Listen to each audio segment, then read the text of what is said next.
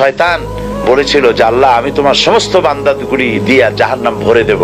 আল্লাহ তখন ফেরেশতাদেরকে ডেকে বলছিলেন, ফেরেশতারা শয়তানে বললো কি শুনেছো? তোমরা যাও পৃথিবীতে, আমার বান্দারা শয়তানের ওয়াসওয়াসায় পড়ে যদি একটা গুনার নিয়ত করে, গুনাহটা করে নাই, গুনার নিয়ত করেছে, আমলনামায় একটা গুনাহ লিখে দিও। আমলনামায় কোনো গুনাহ লিখবা না। গুনার নিয়ত করেছে, গুনাহটা করে নাই, গুনাহ লিখবা না। যখন গুনাহটা করে ফেলবে তখন একটা গুনার জন্য একটা গুনাহই লিখো, আর যদি তওবা করে তা আমি মাফ করে দেব।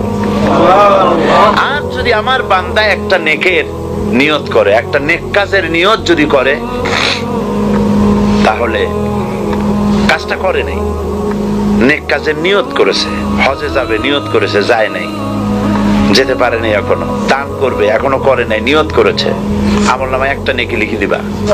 আর যখন নেকের কাজটা করা হবে তখন 10টা গ্রেস মার্ক লাগাই